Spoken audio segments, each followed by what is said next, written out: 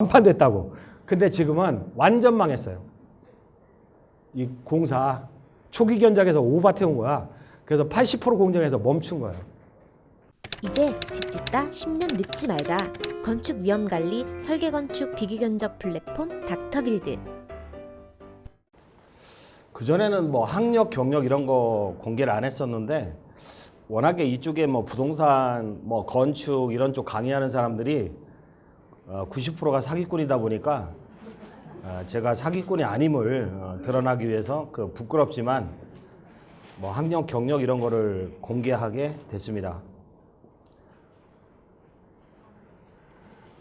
여기 오신 분들은 뭐 내가 뭐 건축을 하겠다, 내가 집을 짓겠다, 또는 뭐 인테리어 리모델링 공사를 하겠다, 그런 걸 원하시는 분들이 오신 거로 아는데요.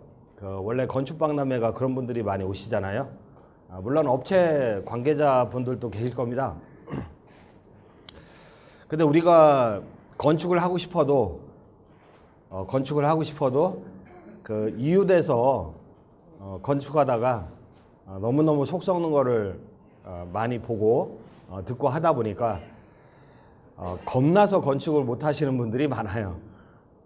집은 썩어서 곰팡이가 슬고 그러는데 너무 겁나는 거예요.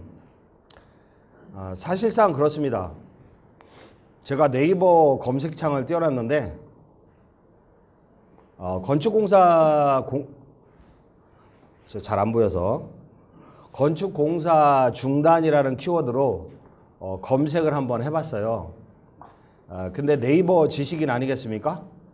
네이버 지식인에 뭐 건축 공사 중에 추가 공사로 인한 공사 중단, 그러니까 추가 공사비를 요구한다 이거죠. 뭐 건축 공사의 장기 중단 어쩌고. 지나가다 보면은 뭐 골조만 서 있고 서 있는 건물도 많잖아요. 뭐 2년간 중단이 됐대요. 2년간. 이런 질문들이 많습니다. 또 뭐 인테리어 공사 중단, 뭐 추가금을 요구합니다. 뭐 이런 식의 질문들이 굉장히 많잖아요. 근데 10명이 100명이 속을 썩는다면 100명이 속을 썩는다면 1000명이 속을 썩는다면 뭐 1명 정도 여기에 글을 올릴 겁니다. 이렇게 우리나라가 그 소규모 건축이나 그 인테리어 공사에 대해서는 엄청나게 그 문제가 많습니다.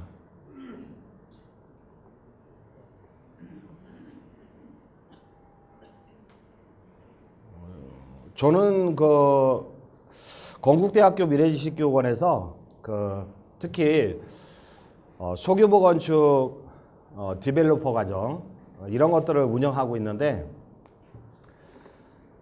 집 짓다가 망가지신 분들이 많이 오시더라고요. 또는 새로 집을 지어야 되겠는데 방법을 몰라서 어떻게 하면 제대로 집을 지으실까, 이런 분들이 또 많이 오시더라고요.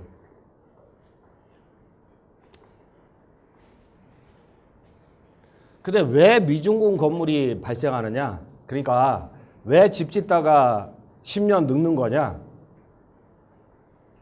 왜 인테리어 공사하다가 망하는 거냐? 거기에 대해서 원인을 말씀을 드리고자 하고요. 그리고 그 예방책에 대해서 설명드리고자 합니다. 일단 그 대규모 건축이 있잖아요. 아파트를 짓는다 이런 거 할 때 대규모 건축의 경우는 신탁 관리를 하죠. 신탁 관리. 뭔지 모르지만 전문가 집단에 의한 그 시공 관리나 그 자금 관리를 합니다. 그 다음에 각종의 그 이행 보증 등 대주보라고 있잖아요. 제도적 장치가 마련이 돼 있어요. 그래서 대규모 건축은 집 짓다 쓰는 경우가 많지가 않아요. 가끔 쓰지만. 근데 소규모 건축은 우리가 하고자 하는 뭐 단독주택을 짓고자 한다, 다가구 빌라를 건축하고자 한다, 또는 뭐 아파트 인테리어 공사, 또는 뭐 상가 인테리어 공사를 하고자 한다. 일단은 경험이 없는 건축주입니다. 집을 접은 적이 없어요. 비전문가입니다. 근데 건축업자는 뭐죠? 영세 건축업자입니다. 잘 나가는 건축업자들은 뭐 연매출 1,000억이다. 이런 잘 나가는 건축업자들이 내 집을 안 지어줘요. 돈이 안 남으니까. 그러다 보니까 소규모 건축을 건드리는 업자들은 영세 건축업자들이 많습니다. 여기도 건축업을 하시는 분들이 계시겠지만은 뭐 다 그렇다는 건 아니고 90% 이상은 예비 사기꾼이다. 좀 그렇게 감히 말씀을 드리고 싶습니다. 저는 원래는 법을 전공하긴 했는데 민법 강의를 했어요. 민법 강의. 민법 강의를 한 20년 넘게 했었는데 부업으로 경매 낙찰을 많이 받았었어요. 90년대 중반 이후로. 근데 경매 낙찰을 받다 보니까 건축을 하게 됐어요. 너무 낡아서 건축하고 인테리어 공사를 하게 됐는데 별의별 일을 다 겪었습니다. 뭐 계약서 써봤자 소용없어요. 안 지키니까. 기가 막힌 일을 너무 많이 당하다 보니까 제가 소규모 건축 실패기, 소규모 건축 실패기 관련되는 그 책을 쓰게 됐고, 그 책이 좀 인기가 있다 보니까 제가 대학교에서도 강의를 하게 됐어요. 그래서 아무리 법을 아는 저라 하더라도 당할 수밖에 없더라고요. 거기에 대해서 제가 말씀을 드릴 거고요. 그 다음에 이러한 소규모 건축 현장들은 마땅히 물어볼 데도 없어요. 어떻게 하면 내가 제대로 집을 지을 수 있을까요? 하고 물어볼 데도 없어요. 법률 전문가인 변호사님한테 가서 물어봐요? 집을 접은 적이 없거든요. 모릅니다. 조언자가 없다. 그리고 각종의 사기가 난무하는 판이 건축판이다. 그래서 집 짓다가 10년 늙어지는 그러한 사태가 벌어진다. 그러면 좀 아시는 분들은 아니 도급계약을 체결할 때 계약이행 보증에 가입하면 되잖아요. 이렇게 말씀을 하셔요. 그러나 건축공사 금액이 만약에 10억이다. 건축공사 금액이 10억이다. 근데 계약이행 보증서로 보장되는 거는 10%밖에 안 돼요. 1억밖에 안 된다고. 10억 전부 보장되는 그러한 상품이 없어요. 10억 전부 보장되는 상품이 없다고요. 지금 종합건설 보세요. 종합건설이라 하면 자본금이 5억이잖아요. 5억. 그 다음에 건설공제조합에 예치하는 공탁금이 있잖아요. 20% 정도. 그래서 한 1억 2천 정도 건설공제조합에 예치를 해요. 그리고 계약이행 보증서를 발행을 받죠. 그 상태에서 계약이행 보증서를 발행받아봤자 공사대금의 10% 정도밖에 보장이 안 돼요. 공사대금의 100%를 보장한다고요? 그럼 공탁금이 엄청나게 많아지겠죠? 건설공제조합에 공탁금이. 그렇게 많이 예치하는 시공사가 우리 집 지어주겠습니까? 그 정도 능력 있고 자력 있는 시공사는 큰 현장에 가지 우리 집 안 지어줘요. 그러다 보니까 영세 건설업자와 부국계약을 체결할 수밖에 없는데 그런 영세 건설업자들은 이 세계에서 아무리 잘 나가는 건설업자라 하더라도 계약이행 보증으로 보장받는 금액은 총 두고 금액의 10% 내지 20%밖에 보장이 안 돼요. 만약에 총 공사대금에서 이제 계약금을 1억이나 2억을 줬어요. 계약금을 1억이나 2억을 줬거든요. 도급업자한테, 공사업자한테. 근데 들고 도망갔어요. 들고 도망갔다고. 안 나타나. 그러면 공제사고죠. 그러면 건설공제조합에 아니 계약금 줬더니 도망갔네요. 공제사고입니다. 그러면 그 계약금을 보험으로 받을 수 있잖아요. 보험으로 받을 수 있다고. 딱 거기까지. 그 이후에 공사가 문제됐을 때는 대책이 없습니다. 그 다음에 소규모 건축 현장은 영세 건축업자와 도급계약을 체결한다고 했는데 일단 공사비가 저렴하죠. 싸게 해줍니다. 건설회사가 크잖아요. 크면은 유지비가 많이 들어가는 회사이기 때문에 시공비가 비쌉니다. 고만고만한 시공사들이 공사비가 저렴하죠. 근데 그러한 시공사들은 재무 상태는 열악하죠. 열악합니다. 그 다음에 무등록 개인 건축업자와 계약하는 경우가 많습니다. 6월 27일부터 200제곱미터 기준으로 해서 아주 소규모 단독주택 빼고는 다 종합건설이 시공을 해야 되거든요. 근데 종합건설이 다가구 주택, 다중주택을 지으려고 들어오지 않아요. 대부분 무등록 개인 건축업자가 종합건설에 면허를 대여해서 면대 업체가 시공을 하는 경우가 대부분이죠.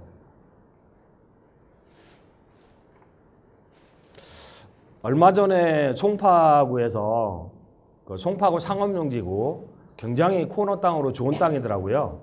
그 상업용지 땅은 1조 사선 제한도 안 받고 아주 쭉 올릴 수 있는 땅인데 총 도급 금액이 13억인가 그랬어요. 13억. 제가 볼 때는 한 9억밖에 안 되는데 바가지 쓴 거야. 13억에 계약을 했어요. 그래서 계약금 쪽으로 2억 5천을 줬대요. 2억 5천을 줬는데 도망간 거야. 연락이 안 되는 거야. 공사하는 척 하다가 바로 연락이 안 되는 거예요. 그래서 70대 초반의 노부부인데 어떻게 알고 찾아오셔서 대성통곡을 하더라고요. 그래서 왜 우시냐고 그랬더니 4개월 동안 찾아 헤맸대요. 그 업자를. 근데 서류를 보니까 종합건설하고 계약을 했어요. 근데 종합건설의 그 업력이 연매출 150억이더라고. 연매출 150억. 근데 면대 현장이죠. 면대 현장. 이 면허 대여할 때는요, 그 통장을 줘요. 통장을. 그리고 사용인감을 줘요. 알아서 사업하시라고. 그리고 종합건설은 수수료를 받잖아요. 면대 수수료를. 근데 정상적인 이행보증을 받잖아요. 계약금 2억 5천을 줄 때는 보증서를 바꾸줘요. 개인 건설업자 같은 경우는 서울보증보험, 그 다음에 종합건설 같은 경우는 건설공제조합에 보증서를 받고 그러고 2억 5천을 주는 거죠. 아니 이거 들고 도망가면 보험금 청구해야 되잖아요. 그래서 이행보증서를 받으셨나요? 했더니 받았대요. 다행이네요. 했더니 보니까 건설공제조합이나 서울보증보험의 보증서가 아닙니다. 이상한 업체의 보증서야. 듣도 보도 못한 이상한 업체. 그 이상한 업체는요, 자력이 또 안 돼. 그리고 소송까지 해야 돼요. 달라고. 건설공제조합이나 서울보증보험 같은 경우는 소송 안 해도 사안이 명확하면 보험금을 줍니다. 결국은 면대 현장이었고 그 종합건설이 연매출 150억이다? 다 면대 매출입니다. 그거. 면대 전문 업체들이 그렇게 많아요. 차라리 연매출 30억이 나요. 종합건설 사장님이 얼굴도 까맣게 탔고 팔뚝도 까맣게 탔고 자기가 직접 현장 관리하거든. 1년에 3건밖에 못하니까 연매출 30억밖에 안 되는 거죠. 3건밖에 못하니까. 그렇게 성실하게 시공하시는 사장님들이 나은 거지 연매출 150억, 200억 다 필요 없어요. 사장님은 자기 부인인지 애인인지 몰라도 여성분이 또 사장이고 이렇게 무등록 개인 건축업자들이 판치는 현장이 바로 그 소규모 건축 현장입니다. 그 다음에 아니 이 사람이 왜 이 시공자가 건설공제조합의 보증서를 못 받았을까요? 건설공제조합에 예치금을 건다고 했잖아요. 자기 자본금의 20% 이상의 예치금을 걸거든요. 건설공제조합에. 그 상태에서 보증서 발행하거든요. 근데 이 공탁금이 압류된 거예요. 다른 하도급업자들한테 이 공탁금이 압류된 상태이기 때문에 보증서를 발행을 못 받는 거죠. 그 다음에 이렇게 부실한 건설업체와 도급계약을 체결할 수밖에 없으니까 뭐 소규모 건축 현장이든 인테리어 현장이든 업체들이 다 영세하다 이거죠. 그러다 보니까 미준공 건물의 발생 원인이 된다는 거죠. 그러면 법제도를 완비한다고요? 그러고 보증제도 완벽하게 시스템을 갖춘다고요? 국가가? 공사비 올라갑니다. 엄청나게 올라갑니다. 건축 수익률은 대폭 하락하고 소규모 주택 공급은 축소될 수밖에 없고 내 집을 리모델링하거나 신축하기가 힘들어집니다. 딜레마입니다. 자, 집 짓다가 10년 늙는 모습을 한번 볼까요? 시공자 원래 한 5시간 강의인데 좀 줄여야 되잖아요. 제한된 시간이다 보니까 줄여야 됩니다. 그래서 좀 빨리 나가니까 집중을 빨리 해보시면 일단 시공자 업자 공사비 유용합니다. 보통 허가방 도면이라고 하잖아요. 허가방 도면은 허가에 필요한 최소 도면이야. 그러니까 평당 5만 원 하죠. 한 50장 만들어주니까 평당 5만 원 하죠. 건축 설계비.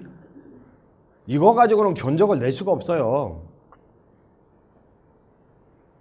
아니 자세한 스펙이 안 들어가 있잖아요. 자재 종류가 안 들어가 있잖아요. 그 허가방 도면에는 자세한 스펙이 안 들어가 있어요. 또 물량도 안 들어갔어요. 물량.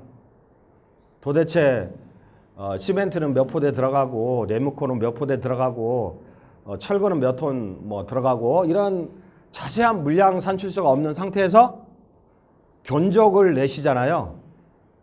허가방 도면이 단 줄 알고 그러면 평당 400에 해주겠다. 오 싸네 하고 도급계약을 체결하잖아요. 그 허가방 도면 가지고 견적 내주겠다는 업자하고는 계약하면 안 됩니다. 견적을 내줄 수도 없는 그러한 도면 가지고 견적을 내주는 업자하고는 계약하면 안 됩니다. 반드시 공사비를 받고 아까 송파 사례처럼 도망간다든지 또는 100% 유용합니다. 그 계약금 2억 받아가지고 딴 데 쓴다고요. 그거는 100%로 보시면 됩니다.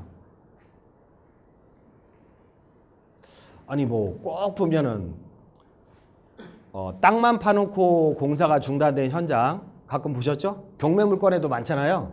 그죠? 땅만 파놓고 공사가 중단된 현장. 그게 경매 나온 거야. 그 다음에 골조가 올라간 상태에서 공사가 중단된 현장. 많이 보셨죠? 그 원인은 뭐냐면 일단은 계약금 2억을 받잖아요. 계약금 2억을 받아요. 그러면 하도급업자한테 시키죠. 계약금만 주고 한 2천만 원 주고 2천만 원 주고 하도급업자한테 토목업자나 골조업자한테 시키잖아요. 그런 상태에서 자기는 2억 받아서 2천만 원은 하도급업자한테 주고 1억 8천 들고 연락이 두절되는 거지 뭐. 그러면 하도급업자는 공사하다가 또 이제 기초공사하다 마는 거죠. 그 상태. 그 다음에 아니 골조까지 다 올라갔는데 공사가 막 한 3년 중단돼 있어. 그건 어떤 현상이냐면 그거는 굉장히 많은 현상이거든요. 자, 집중해 보시면 처음에 토목공사비가 들어가잖아요. 토목공사비. 근데 토목공사비가 만약에 1억 들어간다. 그럼 1억 5천으로 계산을 해요. 견적서에. 뭐 골조공사비가 4억 들어간다. 그러면 한 6억으로 계산해요. 견적서에. 2억 오버해서. 마지막에 뭐 수장공사하고 마무리공사 하잖아요. 내장공사 같은 거. 내장공사 하는데 3억 들어간다. 내장공사 하는데 3억 들어간다. 외장공사 하는 비용. 그거는 줄어들겠죠. 아니, 견적서 보면은 초기 견적이 비싸요. 뒤로 갈수록 견적이 싸요. 그러면 똑똑한 건축주들은 직불한다고 하죠. 직불. 내가 토목업자한테 직불할 거야. 내가 골조업자한테 직불할 거야. 그러죠? 그러면 토목업자하고 골조업자는 시공자한테 리턴을 하죠. 리턴. 오바 태운다고 표현하거든요. 실무에서. 100% 오바 태운다고요. 초기 업자들한테 직불을 한다 하더라도 그거를 시공자한테 리턴한다고. 뭐 엄청 옛날 망한 건설회사들 많잖아요. 뭐 벽산 건설이 하여튼 건설회사 큰 거 많잖아. 거기 임원들하고도 얘기해 보니까 오버 안 태우면 직원도 월급을 못 준대. 다 하도급업자한테 오버 태워서 미리 땡겨 쓴대요. 그러고 회사를 운영한대요. 그러면 마지막 공정에서는 돈이 부족하죠. 그죠? 골조 이후에 마지막 공정에서는 돈이 부족하잖아요. 그러니까 공사 중단이죠. 공사 중단. 그리고 뭐라고 합니까? 덤핑 수주 받아가지고 남는 것도 없고 인건비 2배 올랐고 자재값도 2배 올랐고 저도 피해가 큽니다. 연락 딱 두절된 다음에 몇 달 만에 나타나서 저도요 망했어요. 이래가면서 알아서 직불하고 알아서 준공 내세요 이런다니까. 그러면 건축주가 알아서 직불하고 알아서 준공 낸다고요? 건축주가? 그러면 뭐 내장공사가 뭐 예컨대 뭐 2억? 3억? 에휴 5억 들어가. 그러니까 추가 공사비가 들어가게 되죠. 추가 공사비가. 건축주가 나중에 직접 챙기고 그러면 나중에 추가 공사비가 엄청나게 들어가게 되죠. 그러니까 6개월 약정으로 도급계약을 체결했는데 1년 넘게 걸리죠? 한 1년 5개월 걸리잖아. 어제도 한 2번 왔더만 15개월째 하고 있다고. 2년째 하고 있다고. 두 분 그 사례가 초기 견적에서 오바 태운 거예요. 보니까. 세상에 그런 인간들이 있대요. 세상에 그런 인간이 어딨냐고 막 그러셔. 그래서 제가 이거 보세요. 지금 여기 강의는요. 세상 사람들은 다 사기꾼이다 이걸 알려드리는 강의입니다. 죄송합니다. 기분 나쁘더라도 다 사기꾼이다. 자 보세요. 이거 최근 네이버 지식인의 그 올린 글을 제가 캡처를 한 건데 너무 당황해서 그러신지 글도 뭔 소리인지도 모르게 막 올려서 이거 공사하다가 속 썩으면 정신이 나가버려. 얼이 나가버려. 그러니까 이거 뭔 소리인지도 모르게 막 두서없이 적으셨어요. 그래서 제가 이 질문을 갖다가 질문을 정리를 했어요. 질문을. 제가 해석을 해서 정리를 했어요. 한번 보실래요? 건축주가 갑이에요. 집을 짓나 봐요. 단독주택을 짓나 봐요.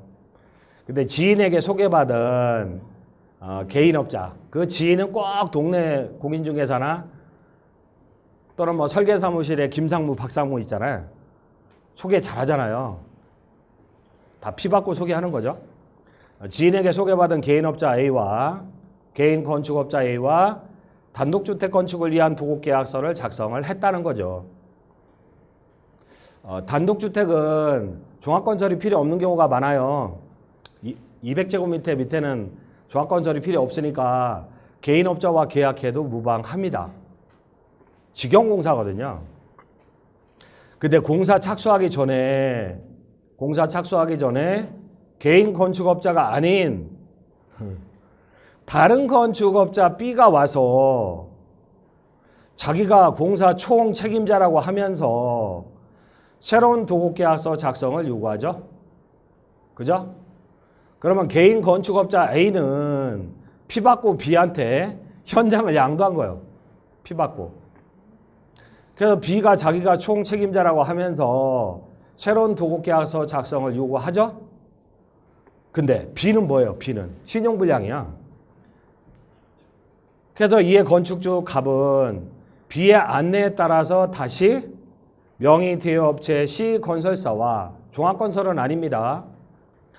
건설업을 하고 있는 C건설사와 도급계약을 작성합니다. A하고 체결했는데 B한테 지위 양도하죠? 그럼 B하고 체결하나? 했더니 B가 이름을 빌려서 도급계약을 체결하는 거죠. C건설사와. 자, 보시면 질문이 이와 같습니다. 근데 제가 다 해설을 한 거예요. 해설을.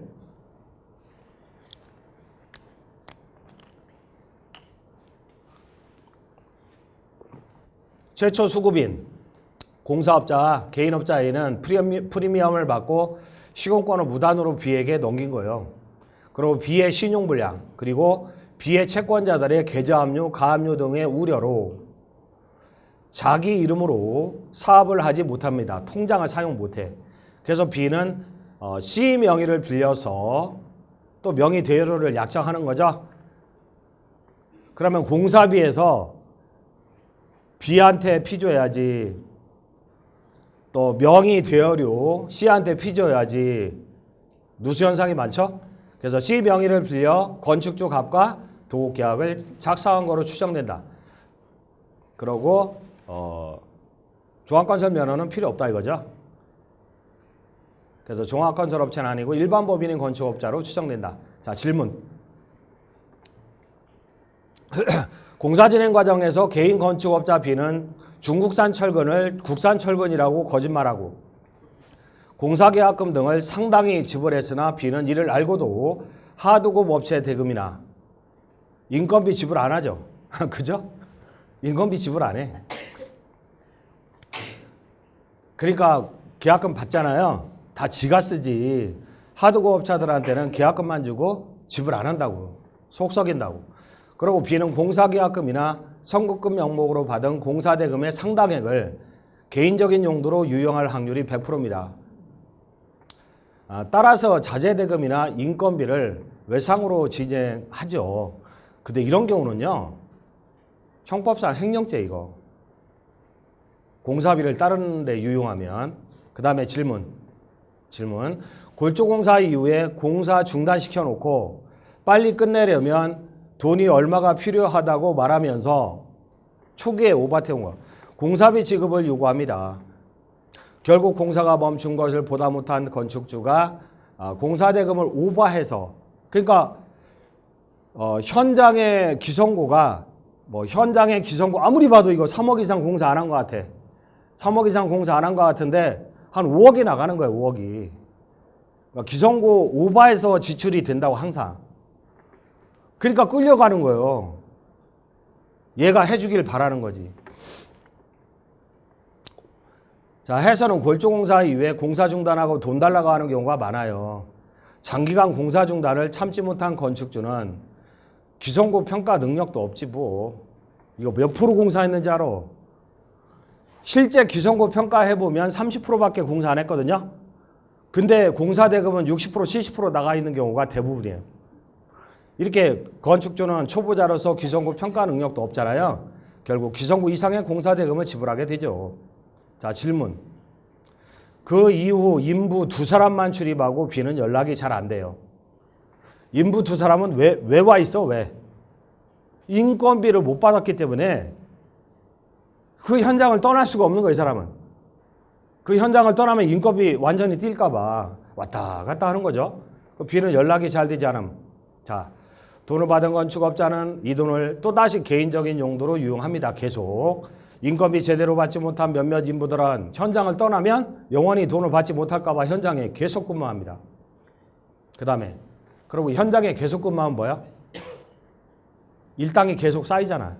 일당이 계속 쌓이잖아. 어디 갈 데도 없고 불러주는 데도 없고. 자, 질문. 4개월 후에 B가 나타나. 4개월 후에 B가 나타나 건축주 갑에게 자기는 돈이 없으니 건축주가 직접 공사할 것을 요구했대요. 전형적인 히스토리라니까 이게. 그러면 현재 건축주에게 남은 공사 대금으로 아니 공사비 현재 남은 거는 1억밖에 안 남았어요. 덜 지급한 게. 근데 나머지 공사하려면 3억 더 들어간대.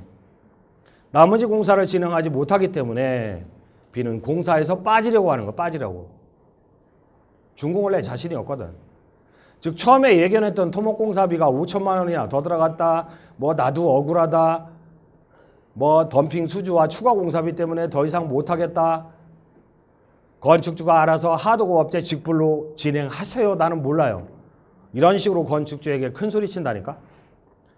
자, 건축주 값은 공사대금을 질문입니다. 하도급업자에게 직불해 줄 테니 공사를 계속 진행해 줄 것을 요구하죠. 그러나 견적이 엄청 세요. 사실. B는 이를 거절하지. 시공자 B는 오버 지불을 받은 상태고 현재 건축주에게 남은 공사대금 가지고는 하도급업체 직불공사를 진행시키더라도 돈이 부족해서 준공을 못 내는 상황이기 때문에 업자는 건축 제안을 거절하게 돼요. 직불한다고 해도. 자, 공사 중단 상태로 1년이 경과가 됐대요. 건축주의 질문이죠. 그러면 건축주는 거처할 곳이 없어서 뭐 1년 이상 생활이 불편한 상태래요. 그래서 건축비 대출 이자를 장기간 감당하기 힘들대요. 그리고 이 다 질문입니다. B는 건설사 C의 이름으로 도급 계약을 했으니 자기는 법적 책임이 없다고 큰 소리 쳐요. C한테 가서 물어보라고. 그리고 인부들의 인건비는 다 지불했다고 큰 소리 치고 있지만 인건비와 자재값 달라고 건축주는 수시로 모르는 사람한테 전화 받아요. 소장도 날라와요. 어제 그분은 소장 날라왔대. 참다 못해 공사 포기각서를 작성해달라고 요청했더니 건설회사 C는 B에게 물어보라고 하고 B는 C한테 물어보라고 하고 미루고 있어서 1년 동안 건축주는 스트레스, 피가 마를 정도라고 한다. 이게 질문 내용이거든요. 남바 붙어 있는 거는.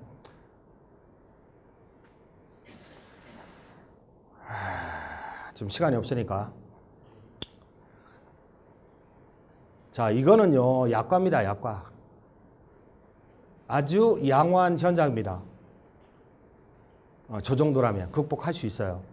근데요, 이따 말씀드리겠지만은, 보통 건축 현장들은 뭐 강남이다, 뭐 송파다, 뭐 하여튼 서울시내. 그러면 뭐 땅값이 10억이고 건축비가 10억이다. 총사비가 20억이잖아요. 그죠? 총사비가 20억이잖아요. 그러면 보통 에코티 20%, 사업 가지고 시작해. 사업 가지고 공사를 진행하면요, 나머지는 다 대출로 세팅을 해줘요. 강남은 5%만 있어도 돼요. 5%. 그러면 나머지는 대출로 준공을 낼 수 있다고요. 이해되세요? 땅값이 10억이고 공사 관련 비용이 10억이다. 총 비용이 20억이잖아요. 그죠? 그러면 강남 같은 경우는 1억만 가지고도 사업을 시작할 수 있어요. 땅 계약금 치르고 나머지는 다 대출로 세팅을 가능해요.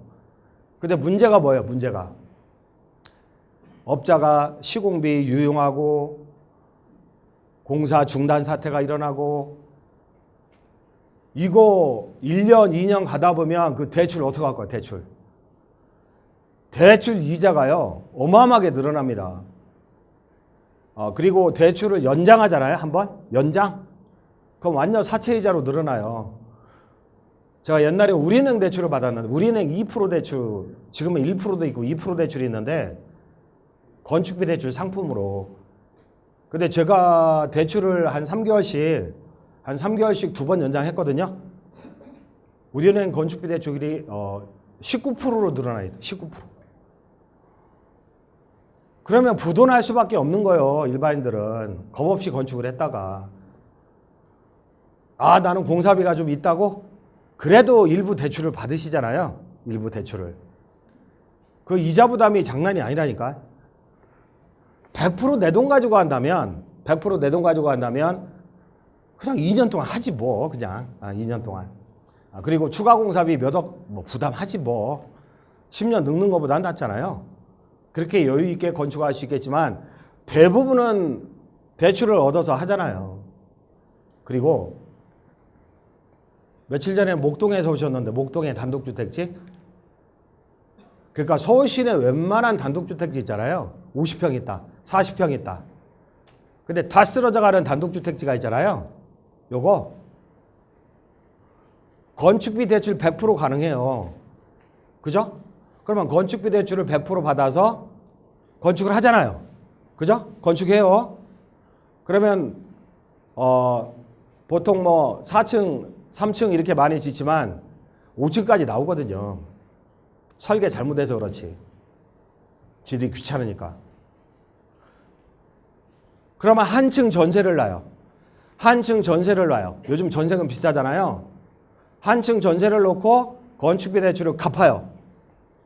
건축비 대출을 갚아요. 한 층 전세금으로. 그러고 엘리베이터 타고 올라가서 꼭대기층은 주인집으로 해요. 주인집으로. 나머지는 전부 임대나 월세. 그럼 한 달에 4,500만 원 나와. 그러니까 단독주택 단층에서 그 허름하게 춥게 살다가 건축으로 다시 올리게 되면 건축비는 전세 일부 나와서 갚고, 그리고 주인집은 깨끗하게 또 살고 월세를 몇백만 원 받아서 노후 대책이 되잖아요. 그러니까요, 서울 시내 뭐 단독주택지 뭐 40평이 있다.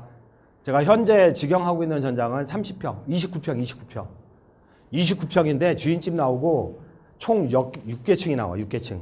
그것도 2종 일반 2종 일반. 근데 9층하고 엄청 싸웠어요. 한 개층 난리라는 거야. 난리기 왜 날려? 국토부 질의해신 결과 갖다 주고 한 층 올려가지고 주인집으로 하고 그리고 전세 몇 칸 놓고 건축비 갚아버리고 나머지 월세 450 나오고 이렇게 세팅을 했는데 문제는 뭐예요? 일단은 건축을 할 때 대출받아 하잖아요. 근데 이게 6개월 공정이라면 그 안에 딱 끝나야 되는데 이게 1년이 넘어가고 1년 반 걸리고 이래버리면 감당을 못해가지고 경매 나와요. 토지저당권 실행한다고요. 집 짓다가 10년 늙는 게 아니라 아예 싹 망합니다. 싹 망한다. 프린트 나갔네. 그러니까 대충 읽어보면 공사 중단은 추가 공사비 요구하고 6개월 공사기간이 1, 2년으로 연장되죠. 그 사이 시공자와 중간 타절 내보내고 새로운 시공자로 교체하죠. 그러면 새로운 시공자로 교체하면 공사비가 늘어나요. 추가 공사비 마련하기 위해서 고금리 사채까지 이용해요. 마무리 공사는 건축주가 직접 하는 경우도 많아요. 공종별 업자 선정이 어려워요. 남이 짓던 건물 새로운 업자 세팅하려면 안 들어오려고 그래요. 기존의 하자 때문에 안 들어오려고 그래요. 그래서 시간이 장기화되는 겁니다. 그 다음에 두 번째는, 자, 첫 번째 사례는 1, 2년 걸렸지만 준공을 낸 거죠. 대부분 그렇게 준공을 내요. 자, 두 번째 사례는 뭡니까? 아예 경매로 날아가는 거죠. 이따가 제가 사례를 보여드리겠는데 싹 날아가요. 뒤에서 보고. 그 다음에 초기 공정에서 공사비 유용하죠. 시공자 행방불명. 근데 왜 계약금을 받고 그냥 안 도망가고 일부 공사하는 척 하다가 도망갈까요? 계약금을 받고 그냥 도망가잖아요. 형사문제. 근데 일부 공사하다가 도망가잖아요. 그럼 형사문제가 되더라도 형사까지는 안 가고 민사문제로 끝나요. 신용카드 발급받았는데 한 번도 결제 안 해. 그러면 사기. 근데 한 번 결제하고 안 갚아. 그러면 사기로 안 가고 민사문제 그냥. 단순 민사. 그러다 보니까 걔네들은요, 법률 전문가입니다. 변호사도 깜짝 놀래. 어쩜 그렇게 법을 그렇게 잘하냐고. 일부 공사하는 척 하는 거는 뭐냐면, 나 열심히 하려고 했는데 갑자기 채권자들이 압박하는 바람에 빚 갚았다. 그러면 단순히 민사 문제가 되기 때문에 그렇게 합니다. 자, 그 다음에 요거는 시간 될 때 하고. 자, 보세요. 망가진 사례 보면서. 자, 이거는 제가 자주 예를 들고 있는 건데, 이거 다가구 주택을 짓다가 망한 거예요. 그 유치권 현수막도 이렇게 발에 있죠? 발에 있어. 망해서 경매로 날아간 거예요. 이게 유치권이 이제 이렇게 신고가 돼 있고 유치권.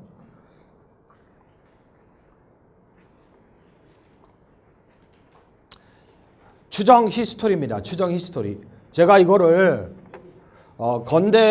건국대학교 부동산대학원 그 특강 자료로 썼던 거거든요. 이게 이 사례가. 그랬더니 그 부동산대학원 성인들이 다니잖아요. 그러다 보니까 그 중에 한 분이 낙찰받으셨어요. 이거를. 근데 4억대까지 떨어졌었는데 아니 4억 원에 낙찰받지 왜 6억에 낙찰받으셨어요? 하고 물어보니까 저를 경쟁자로 봤대요. 그래서 저하고 경쟁하느라고 지가 막 높게 썼대. 단독 입찰로. 그래서 내가 아니 내가 낙찰받을 것 같으면 뭐 하려고 이걸 수업 시간에 자료로 활용합니까? 그래요? 그러더라고요. 저는 딱 더블 이상 안 나오면 낙찰 안 받아요. 근데 이거는 더블이 좀 안 될 것 같더라고. 귀찮아서 안 받아요. 어쨌든 그분은 그 6억의 낙찰을 받았는데 갑자기 전세금 막 오르고 그래서 수익을 굉장히 많이 봤대요. 한 5억 벌었나 봐. 자, 보시면 이 사례가 뭐냐면 이게 2012년도에 우리은행으로부터 건축비 대출을 받았어요. 토지저당권 설정하고.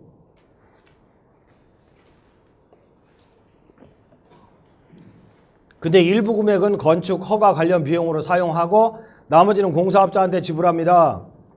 근데 우리은행 대출을 받잖아요. 이거 건축비 100% 대출 안 나와요. 1금융권은. 그러니까 50%는 내가 현금으로 줄 테니까 나머지 50%는 외상으로 합시다. 이런 현장들 굉장히 많습니다. 60%는 돈으로 하고 나머지 40%는 전세 빼서 준공 후 전세 빼서 갚을게요. 이런 현장들 굉장히 많습니다. 근데 대부분 망합니다. 왜? 건설업자는 영세업자라고 했잖아요. 돈 받는 거에 그냥 눈이 먼 거야. 외상공사? 아이 나중에 어떻게 되겠지 뭐. 알겠습니다. 하고 공사를 맡잖아요. 그러면 건설회사는 받은 공사대금의 상당액을 유용하죠. 대부분 외상 하도급 내려버리죠. 그 다음에 기성고 50% 공사 중단 방치 건축주에게 현금 요구합니다. 못 해먹겠다고. 그러면 외상공사 약정했잖아요. 그러면 뭐라고 그래요? 그런 기억 없다고 그래요. 도급계약서에는 외상이라는 말이 없거든. 현장 방치를 참다 못한 건축주는 최초 시공자와 중간타자에 합의한다. 좀 물어주기로 하고 내보내요. 그냥 안 나가 얘들 또 더 달라고 오지. 그 다음에 지인에게 건축비 교회 친구한테 건축비 6천만 원 상당을 융통해서 토지저당권 설정한 다음에 두 번째 시공자 주식회사 대원 A에게 지불합니다. 그럼 두 번째 시공자는 스스로 나타나요. 공사 현장 방치돼 있잖아요. 그럼 건축주 찾아서 얼마나 고생이 많으세요. 이렇게 위로하죠. 위로. 두 번째 시공자. 꽉 막 잘생겼어요. 키도 크고 목소리 끝내줘. 막 낮은 저음에 그 팍 위로가 되는 거. 위로가. 아이고 얼마나 이거 그 사기꾼들 만나서 고생하셨냐고. 근데 초기 세팅 금액이 한 1억 정도 되는데 나머지 외상으로 할게. 제가 한 달 만에 딱 중공 내줄게요. 또 지가 무슨 종합건설 회장님 명함 들고 다니잖아요. 자동차도 되게 큰 거 타요. 자동차도. 근데 벤츠 560은 못 타더라고 걔들. 그냥 에쿠스 같은 거 그런 거 큰 거 타요. 그러고 와가지고 종합건설 명함을 가지고 오는데 명함은 누구나 파죠? 검색해보면 건설공제조합, 건설업협회 검색해보면 회원이 아니야. 종합건설이 아니라는 거죠. 건설공제조합의 회원도 아니야. 그러면 종합건설사가 아니라는 거죠. 그러니까 건설공제조합에 검색을 딱 창에 검색을 해요. 회사 이름을. 그러면 회사하고 대표자 이게 다 나와요. 회원이 아닌 거죠. 그런 친구한테 이렇게 맡기게 되는 거예요. 그러면 제가 6천만 원밖에 없는데 어떡하죠? 아유 그거라도 주세요. 해드릴게.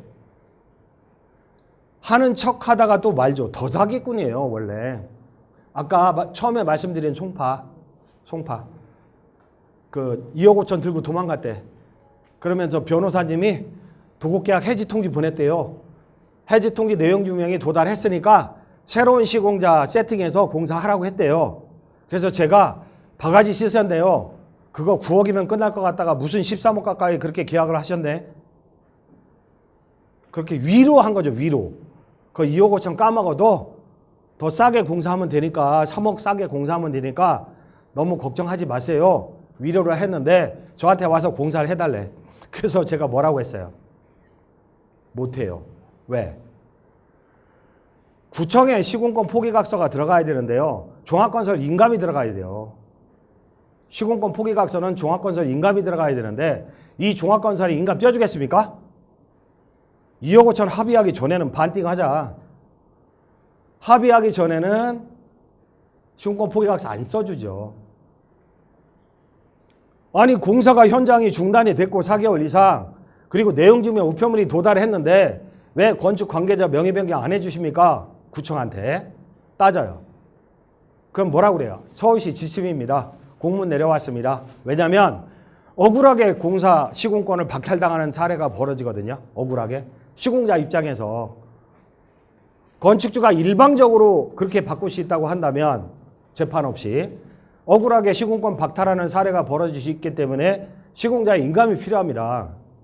그래서 시공권 포기각서 받기 전에는 시공 못해요. 그랬더니 알겠습니다. 근데 그 현장 지나가다 보니까 공사하고 있더라고. 아이고 더 큰 사기꾼 만난 거죠. 그거 준공 안 납니다. 그거. 그러니까 공사가 현장 중단되잖아요. 장기간 건축주는 제정신이 나가버려요. 그러면 합리적인 판단을 내리지 못하기 때문에 더 사기꾼을 만나게 됩니다. 안타까운 현실. 이 두 번째 시공자도 뭡니까? 공사 중단하는 거죠. 그러니까 2012년도에 공사 착수했는데 지금 경매 나온 게 뭐야? 2017년이에요. 17년. 12년도에 공사 착수했는데 17년이야. 그러면 중간에 시공자가 두세 번 바뀐 거예요. 두세 번. 그러면 두 번째 시공자도 공사대금 유용한다니까요. 대부분 내상 주고 하도급 내리고 도급계약서에는 외상이라는 표현이 절대 없어요. 두 번째 시공자도 나중에 현금 요구하면서 공사를 장기간 방치하는 건 뻔합니다. 자, 쭉 가다 보면 그래서 원고는 소장을 그냥 소송을 해버렸어요. 나가라고 소송해버렸어요. 그러면 건축주가 승소할 것 같아요. 전부 패소입니다. 왜? 건설교통부 홈페이지 들어가면 민간건설표준 도급계약서라고 다운받을 수 있거든요. 거기에다가 도장 찍었어요. 찍는 순간 가불이 바뀌어요. 아, 왜 그런 도급계약서를 표준계약서라고 하는지 난 도대체가 이해가 안 가. 거기에는 외상공사 표현도 없고요. 기성고대로 지불하는 양식이 돼 있다니까요. 결국은 원고 패소입니다. 그래서 원고 패소받고 그 고등법원까지 올라가고 그 상태에서 원고가 항소한 거죠. 건축주가. 그 상태에서 이 땅이 우리은행 경매로 나온 거죠. 토지건물 일가 경매로 나온 거죠. 자, 끝자락. 자, 2012년도 시작했는데 2017년도에 이게 날아갔단 말이에요. 보세요. 결과 빨간 것이 건축주는 우리은행 우편물 독촉장 우리은행에서 빚 갚으라고 독촉장 처음에는 칼라로 독촉장이 오다가 나중에는 흑백으로 오죠. 그 다음에 개인 채권자 교회 친구한테 꽂고 지인의 친구한테 또 꽂고 공사비 시공자의 하도급업자 우편물 엄청 날라옵니다. 소장까지. 법원을 통해서 날라오고 또 하도급업자는 뭐야? 직불도장 찍어줬어. 그러면 사기로 고소합니다. 걔들은. 그러면 검찰청에 끌려다녀요. 건축주는. 조사받으러. 경찰서로 거쳐서. 그 다음에 4대 보험 체납하고 있잖아요. 지방세, 국세 장난 아닙니다. 그러면 저녁 때 집에 가잖아요. 저녁 때 집에 가면 아파트 출입문에 항상 등기 우편물, 부재중 우편물 딱지 붙어 있어요. 법원 우편물은 뭐라고 써 있어? 빨간 글씨로 집행법원이라고 써 있어요. 법원 우편물은 거의 매일같이 3년 이상 딱지가 붙어 있는 거예요. 건축주 집에. 그럼 그 집에서 애 키울 수 있겠어요? 애도 다 알아요. 다 안다고.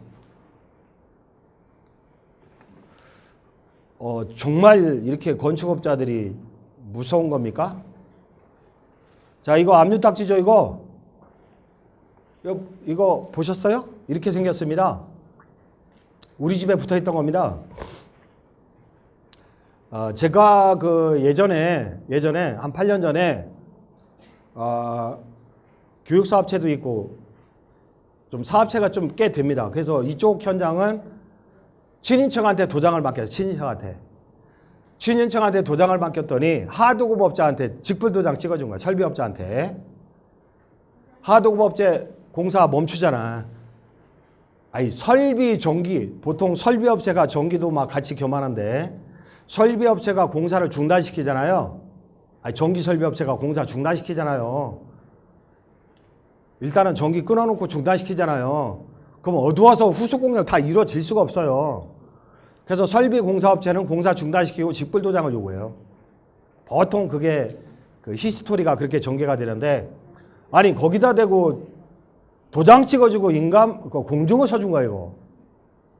그러니까 우리 집에 압류 붙이고 계좌 가압류, 뭐 자동차 가압류, 살림살이 유체동산 가압류 그냥 본압류지 이거는. 공증서 줬으니까.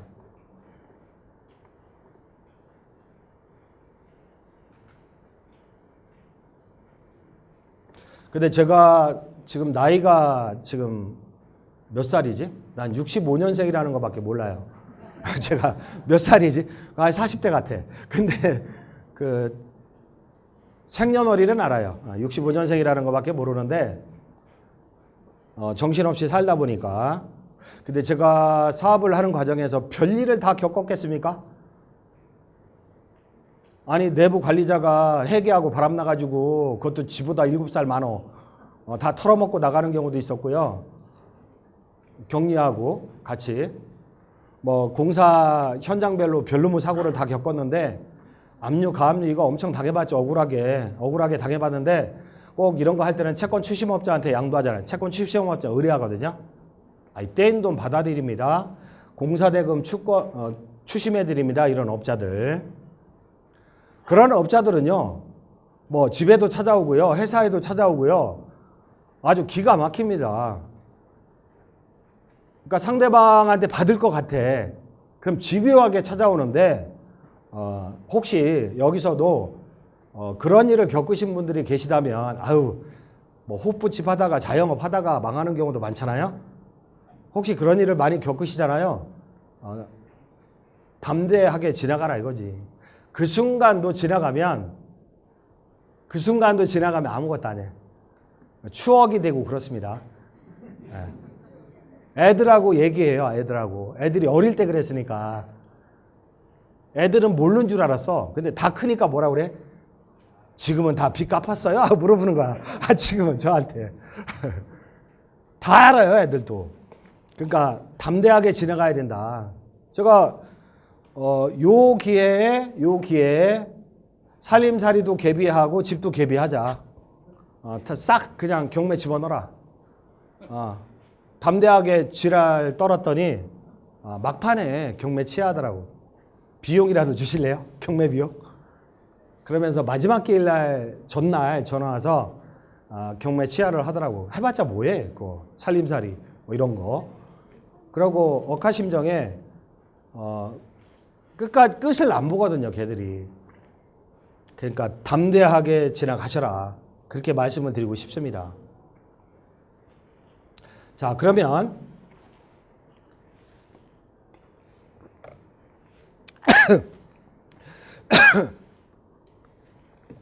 그 망해가는 사례를 구체적으로 하나하나 제가 이제 볼게요.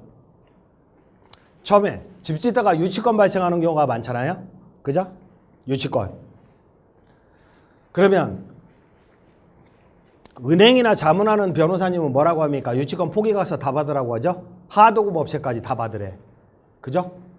유치권 포기각서를. 공사대금 덜 받았다고? 특히 하도급업체 같은 경우는 공사대금을 덜 받잖아요.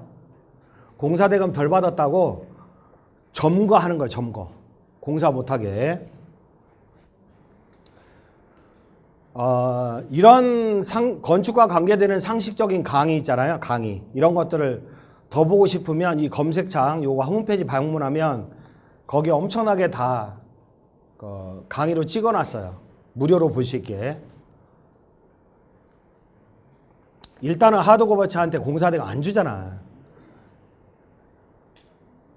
그러니까 이 사람들이 나중에 못 참고 현장 점거하죠. 그 다음에 골조업체나 설비업체들이 많습니다. 유치권 행사하는 거. 그 다음에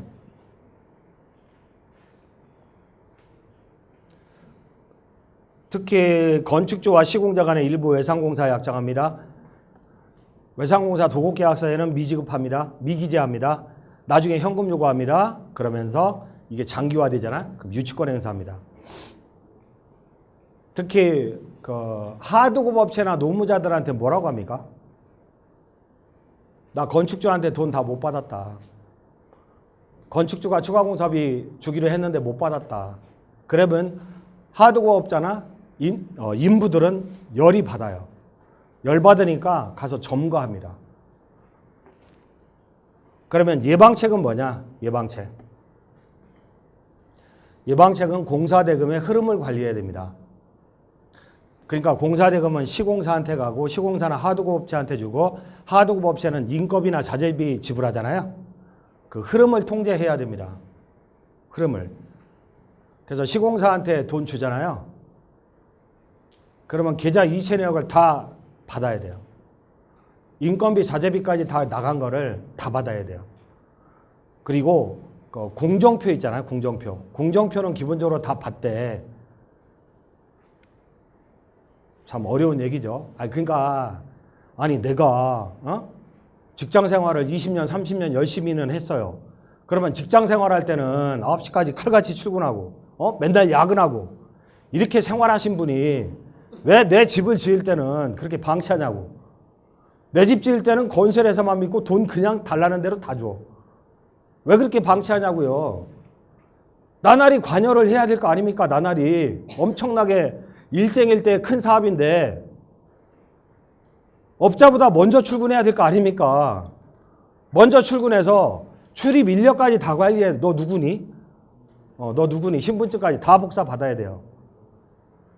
A부터 Z까지 하도급 계약은 어떻게 체결하는지, 하도급 계약은 과연 몇 개 업체 경쟁을 예컨대 골조 하도급을 내린다 할 때 골조업체들 많잖아요. 최소한 3개, 4가운데 견적서 가지고 와라. 그래서 어떻게 계약을 체결하는지 몰라도 관여는 해야 될 거 아니에요. 관여는. 그리고 골조업체 너 업력도 괜찮고 재무제표도 괜찮고 하네. 그래 네가 해봐. 근데 너 리턴하고 그러면 큰일 난다. 그러니까 시공사가 골조업체한테 돈이 간다. 그럼 너 인력 세팅 어떻게 할 거냐? 자재 세팅 어떻게 할 거냐? 그러면 레미콘이니 철근이니 견적서 다 가지고 와봐. 사무실 있잖아. 컨테이너 사무실. 다 보는 거야. 보는 거. 그리고 인력은 누구누구 세팅하고 다 보는 거예요. 그런 다음에 돈이 나갈 때 다 지불이 되는지 이체 내역을 현장에서 다 보자 이겁니다. 사무실에서. 그냥 집에 앉아서 안방에서 이체하지 말고 건설회사, 골조업체 사무실 다 가서 어떻게 이체하는지 이렇게 보고 있으라고요. 그렇게 관리를 하셔야 된다고 최소한. 그러니까 공사대금의 흐름 이런 거 다 관리해야 된다. 공종별 리턴하는 거, 오버태워서 리턴하는 거 주의라고 했어요. 그리고 직불계약서 교부는 안 된다고 했잖아요. 아까 직불도장 빡 찍어가지고 그 인간이 압류 들어오는 거. 그래서 하도급업체 직불은 할 수 있지만 직불 계약서에 도장 찍어주면 안 된다. 그런 내용을 제가 써놨고요. 그 다음에 기성고보다 10% 이상 저감된 상태에서 지불해야 됩니다. 기성고 평가하니까 30%야. 자, 총 공사대금 10억 중에서 기성고 평가하니까 30%네? 그럼 3억 줍니까? 아닙니다. 3억 주면 안 된다고요. 한 2억 6천 이런 식으로 다운해서 총 공사대금 10억 중에 기존고 평가하니까 90%야. 그럼 9억 준다고요? 안 됩니다. 한 8억 주는 거지. 다운해서. 왜냐면 중간 타절. 아니 대규모 건설회사도 망하는데 소규모 건축업자는 수시로 망합니다. 망하면은 두 번째 시공자를 세팅해야 되잖아요. 두 번째 시공자 세팅하면 공사비가 10% 업돼요. 업된다고. 그러니까 처음부터 도급계약서를 쓸 때 그렇게 지불한다고 써야 돼요. 그래서 기성고보다 적게 지불해라. 절대로 마음 약해지면 안 된다고 했잖아요. 이거 큰 사업입니다. 더 달라고 하죠? 안 됩니다. 무조건 안 된다고. 더 주면. 그러고 기성고 평가기간. 내가 기성고 평가 못 하잖아요. 그죠? 내가 기성고 평가 할 능력이 안 되잖아. 그러면 설계사무소한테 의뢰하면 설계사무소가 평가해 줍니까? 그림은 잘 그려도 공사를 안 해봤잖아. 설계사무소나 감리자들이 그림은 잘 그려도 공사를 실제로 안 해봤잖아요. 그래서 전문평가기관을 의뢰를 해야 된다고요. 그러면 전문평가기관에 의뢰한다 할 때 400만 원, 500만 원 달라고 그래요. 한 번 평가하는데. 아니 6개월 공사한다면 한 5번은 평가해야 되는데 너무 비싸잖아. 그래도 열심히 알아보시면 야매로 한 60만 원 하는 데 있습니다. 그러면 5번 평가하면은 5, 6, 30, 300이면 안정적으로 공사를 할 수 있잖아요. 그게 공인중개사한테는 수수료 엄청 주면서 그거 아끼면 안 된다고. 그 다음에 공인된 평가 기간인가요, 저게? 야매라고요. 아니 그 야매면은 예를 들어서 그 시공업자가 당신들이 뭔데 와서 내가 공사한 거를 처음부터 그렇게 도급계약서 쓴다니까. 내가 내가 인력을 동원해서 시공사 평가한다. 거기에 동의한다 이렇게 쓴다고요. 도급계약서에. 이 내용은 전부 다 써야 됩니다. 그 다음에 유치권 포기각서 받는 거는 당연하고요. 그 다음에 이제 가압류 들어오는 이 가압류는요. 이것 때문에 망해. 이것 때문에. 그러면 가압류 예방책이 뭐냐? 그것도 알아야 될 거 아니에요? 예방책. 자, 가압류는 어떤 때 들어와요? 아까 직불도장 찍어줬다? 걔가 가압류 한다니까? 그 다음에 아까 네이버 지식인 사례에서 처음에 A한테 도급계약서 써줬죠? 그리고 또 B한테 도급계약서 써줬잖아요. B 명의 가져온 애한테. 그죠? 그래서 B하고 공사했거든요. 근데 A 있잖아, A. 도급계약서 있잖아. 그거 가지고 현장 가압류 들어오는 경우도 많네. 나 미치고 환장을. 그 A가 지 얼굴 나타내기 싫으니까 그 A가 도급계약서상의 채권을 양도한 거예요. 4사람한테. 4사람이 가압류 들어오는데 환장하겠더라고. 이해되시는 분이 30%밖에 안 되네. 처음에 아까 지식인 그 질문 읽어드렸잖아요. 근데 A한테 도급계약서 발행했잖아. 근데 해수 안 했잖아. 아니 임대 놓고 세입자한테는 나갈 때 임대차 계약서 해수하면서 그런 건 잘하면서 왜 도급계약서 발행해놓고 해수를 안 하냐고. 해수 안 하니까 걔가 나중에 지나가다가 집 다 져놨네. 그러니까 거기다 가압류 붙이더라고. 걔가. 그러면 판사님한테 물어보죠. 왜 나한테 물어보지도 않고 가압류해요? 그 인간 우리 집 공사한 사람 아닌데. 그럼 가압류 이의 신청하라고 그래. 판사님은. 일방적으로 신청할 수 있는 게 가압류거든. 그럼 가압류 이의 신청하면은 어마어마하게 오래 걸려요. 1년 걸려. 그 사이에 세도 못 놓고 대출도 못 받아. 그 다음에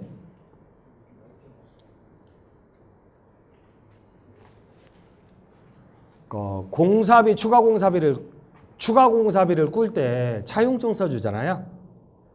교회 친구한테 추가 공사비 꿀 때 차용증 가지고 가압류 들어와요. 나중에. 왜? 그 친구도 빌려서 꿔줬거든. 실제로 제가 본 사례는 빌려서 꿔줬거든요. 교회 친구가 빌려준 사람 자살했어요. 신랑한테 하도 막 스트레스 받다가 돈 꿔줬다가 자살하는 경우가 많아요. 그리고 이 경우 많습니다. 수분양자.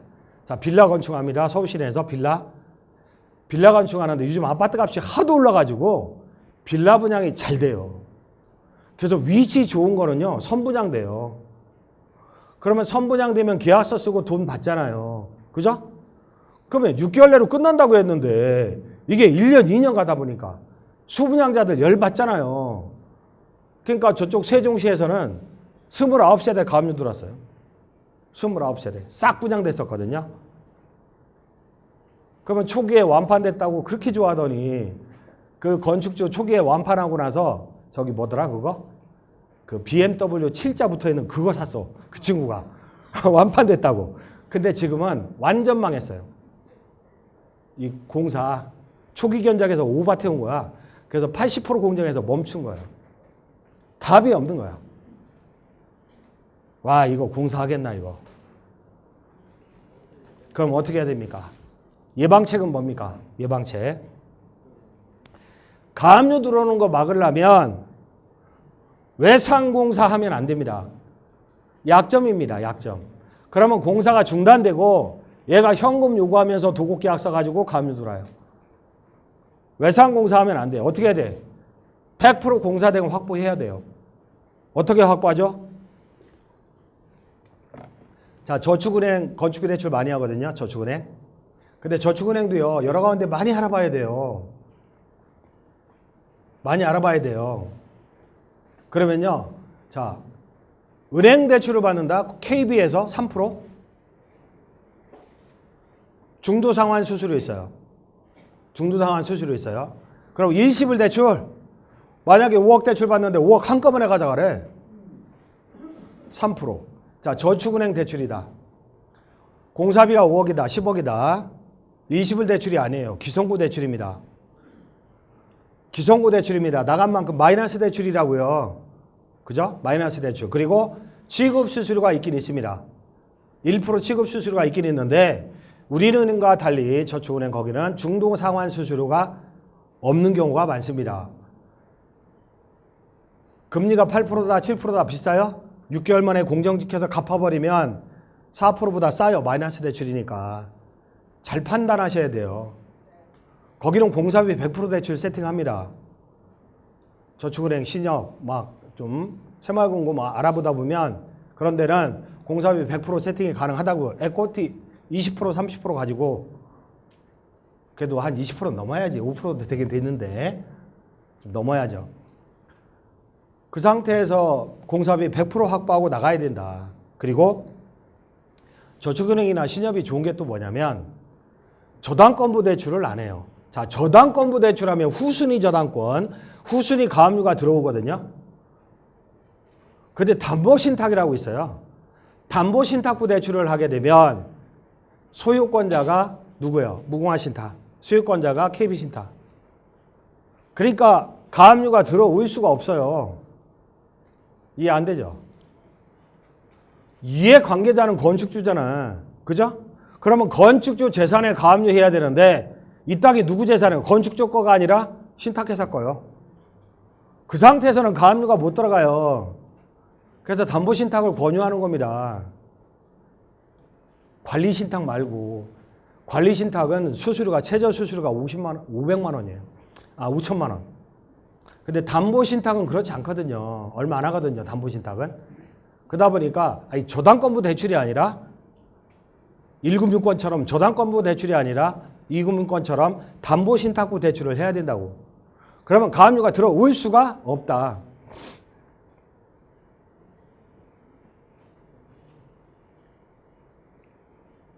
그 다음에 준공관리를 철저히 해야 되는 건 당연하죠. 처음에 공정표를 받아요. 공정표. 처음에 공정표를 받으면 만약에 몇 월 며칠까지 열흘 동안 미장공사 하기로 했어. 몇 월 며칠까지 열흘 동안 20일 동안 석재 공사를 하기로 했어. 그러면 일정을 체크해야 돼요. 오늘 돌 들어오는 날인데 왜 안 들어오냐?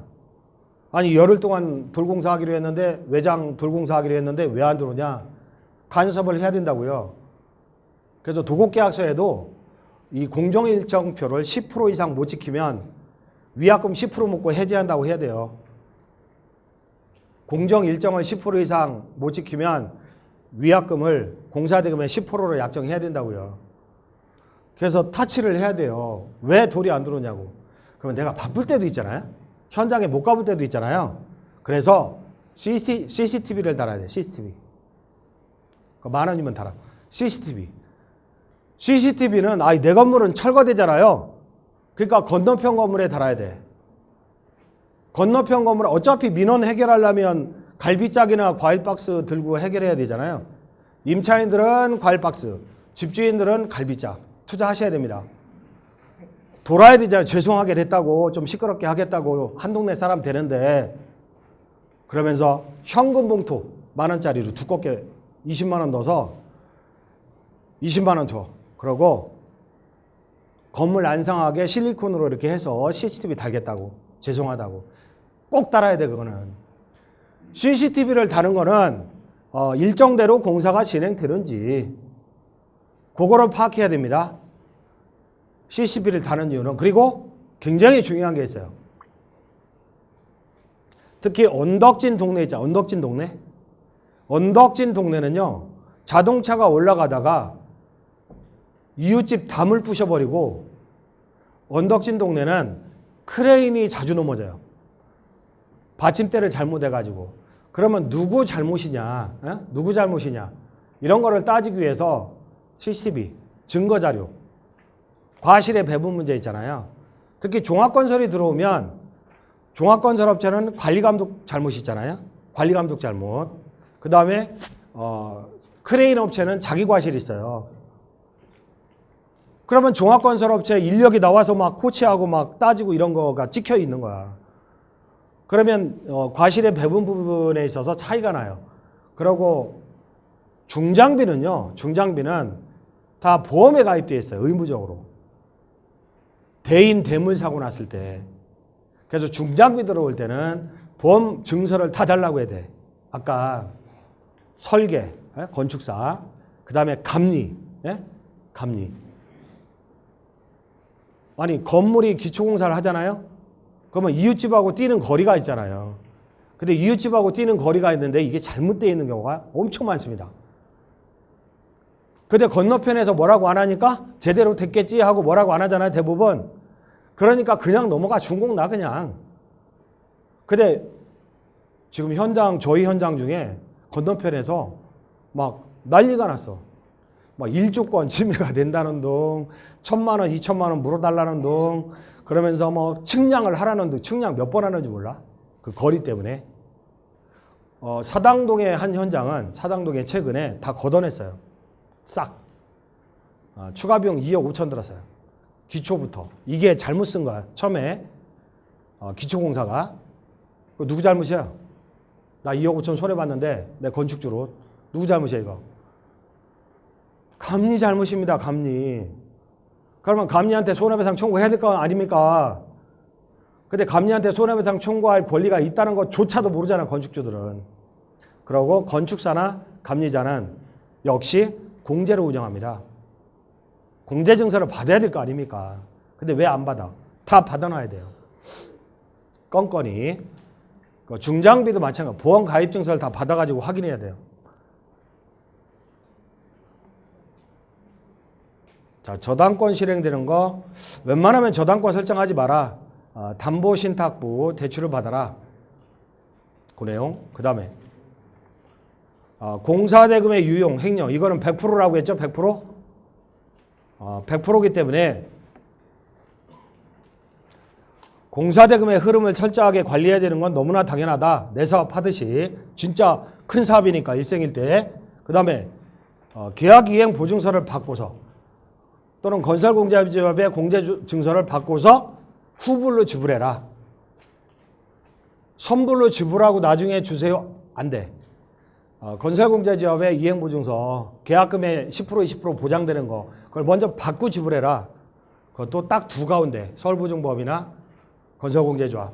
그것도 직영공사의 경우 현장이 조그만 거 그건 서울보증보험 되겠지만 종합건설업체가 들어오는 거 있잖아요. 그거 안 돼. 서울보증보험 건 안 돼. 무조건 건설공제조합 걸 받아야 돼요. 그래야 공탁금이 압류되지 않은 정상적인 업체예요.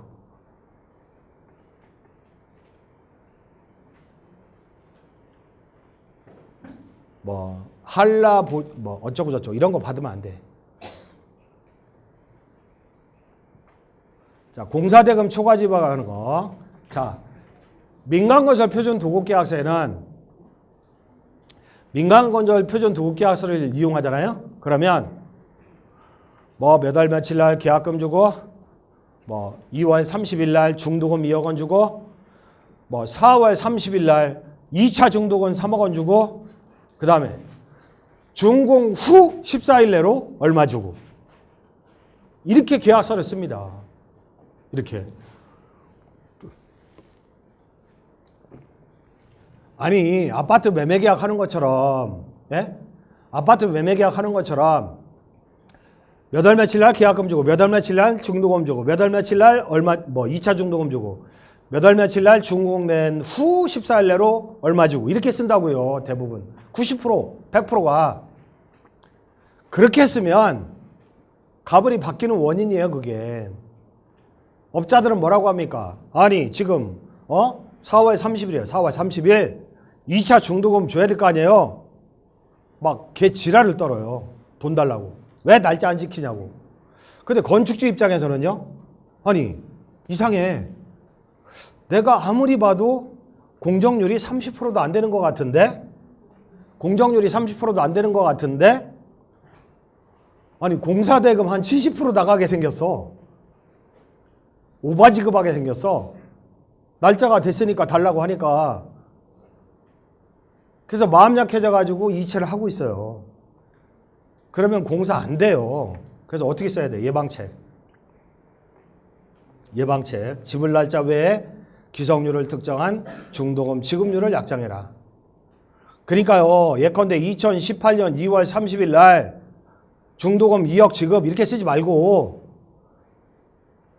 2018년 2월 30일 날 기성고 50% 달성 시 기성금의 40% 얼마 지급 이렇게 쓰라고.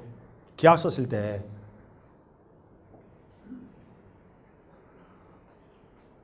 그러면 기성고 50%를 평가를 해야 되잖아요. 그죠? 그러면 법정 감리자가 평가해 줍니까? 능력도 안 되는데. 그래서 기성고 판단할 수 있는 업체를 활용해라. 그 다음에 준공기한 연장. 이 준공기한이 얼마나 중요한지 아까 말씀드렸죠. 건축비 대출. 건축비 대출 이자는 계속 나가고 있다. 근데 준공기한이 계속 연장되면 망합니다. 그리고 이거 문자 휴대폰 사진이거든요.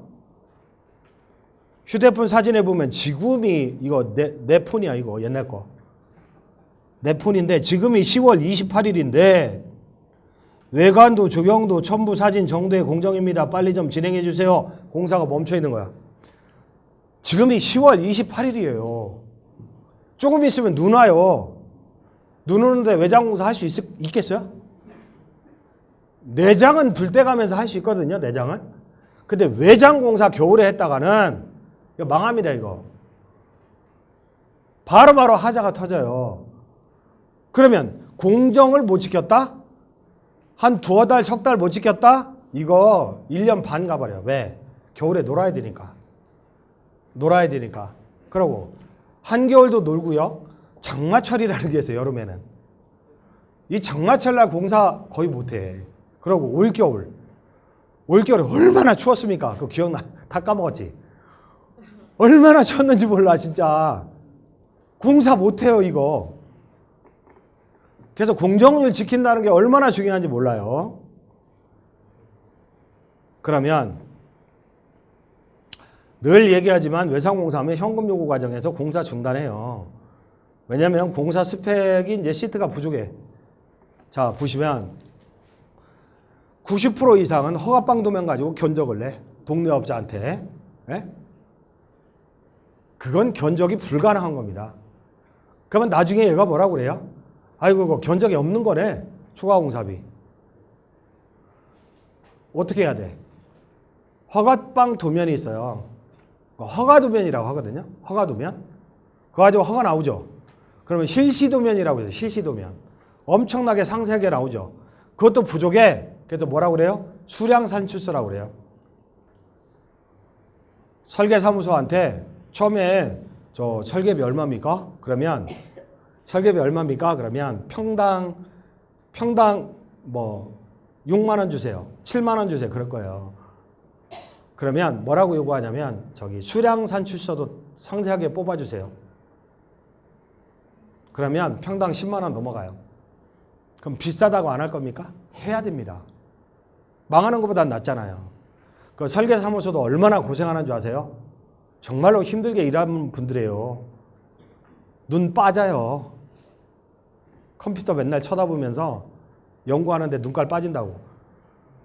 그래서 평당 10만 원 드리면서 다만 수량산출서까지 완벽하게 해달라고 그래요. 그러면 우리가 어떻게 해야 돼요?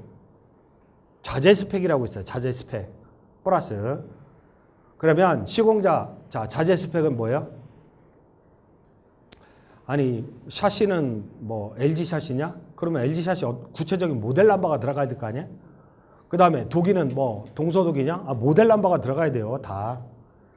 싱크대는 뭐냐? 다 모델 넘버가 들어가야 돼요. 자재상 싹 탐문을 아니 큰 사업을 하시는 분이 그 며칠 시간 못 빼요? 시간 빼야 될 거 아닙니까? 자재상들은요 토요일 날도 일해요. 그러니까 싹 돌아야 돼요. 그래서 스펙을 엑셀 시트로 다 만들어야 돼요. 싹 만들어야 된다고. 강마루도 있고요. 다 보셔야 돼요. 강화마루 빌라 업자들 보면은 이거 나무로 한 거예요. 뭐 가보면 퉁퉁거려. 이거 강화마루야 이거. 차라리 데코 타일이나 차라리 적어도 강마루로 해야 돼요. 강마루로 해서 그것도 안방까지 할 것이냐 거실만 할 것이냐 에어컨도 포함시킬 거냐 하여튼 모든 들어가는 거 요거 건축설계사무소한테 체크해달라고 그래. 뭐 체크해야 돼요? 시트.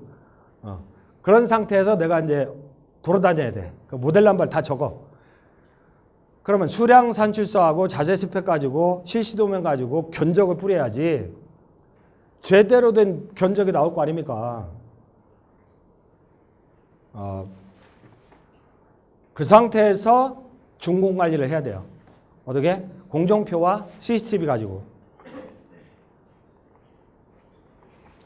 안전사고 발생인데 직영공사는 있잖아요.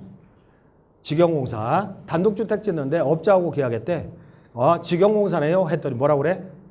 직영공사가 뭔데요? 공사 한참 하고 있는데 몰라. 설계사무소에서 막도장 찍어서 그렇게 한 겁니다. 건축주 직영공사. 그러면 거기서 사고가 났어. 아시바에서 떨어져서 죽었어. 겨울공사 힘들잖아요. 미끄러워서. 사건 사고 엄청나게 납니다. 얼마 전에 크레인 넘어졌는데 나 강의하다가 크레인 넘어졌대. 사람 죽은 줄 알고. 왜냐면 그 현장 위치를 알거든 내가. 우리 현장이니까. 크레인 넘어지면 이건 사람 죽었다 이거. 그랬더니 다행히 두 사람이 다리만 2다리씩 부러졌어 다. 다행히. 그리고 앞집이 한 집이 날아가 버렸어요. 2층이 날아가 버렸어요. 근데 삼성화재 보험이 들어있잖아 다행히. 미리 체크를 해야 돼요. 그러면 직영공사 현장이라면 누가 책임지는 겁니까? 건축주. 건축주가 보험 들었다고? 에이 그래도 책임져. 관리감독과실 30% 책임져요. 그래서 건설업 등록을 갖춘 종합건설하고 계약을 해야 됩니다. 근데 면대업자 이용하면 큰일 나는 거 여러 가지 사례가 있는데 안 돼요. 종합건설을 제대로 선임해야 되고요. 종합건설 사장 사무실 찾아가고요. 종합건설 사장이 어떤 현장을 운영하고 있는지 직접 방문해 봐야 돼. 현장 어디서 일하세요? 직접 방문해 봐야 돼. 그리고 건축주를 만나봐야 돼. 건축주를. 그 시공실적을 확인할 때 시공실적 어디 건축해 보셨어요? 물어봐. 제가 뭐 논현동에 몇 번지 소재 제가 한 겁니다. 그러죠? 한 두 가운데 알아봐. 그런 다음에 찾아가서 최윤중 눌러. 저기 K건설회사 홍길동 사장님이 지으신 집이죠? 하고 인터폰으로 물어봐. 그러면 집주인이 막 경기를 일으키면서 끊어버려. 막 그 미친 인간 얘기도 하지 말라고. 그러면 그 시공사하고 계약하면 안 돼요. 근데요, 공사를 진행하는 과정에서 소소한 다툼이 많겠죠. 그죠? 소소한 다툼이 많겠죠. 그러나 최선을 다해서 마무리까지 해주는 업체 있잖아요. 그러면 딱 이렇게 초인종 눌러봐. 그러면 아유, 건축하느라고 내가 고생은 많았지만 그래도 사장님 최선을 다해서 애 써주셨어요. 그러면 괜찮아. 그 정도 성의는 보여야 될 거 아닙니까? 서류만 믿고 거래할 게 아니라. 자, 그 다음에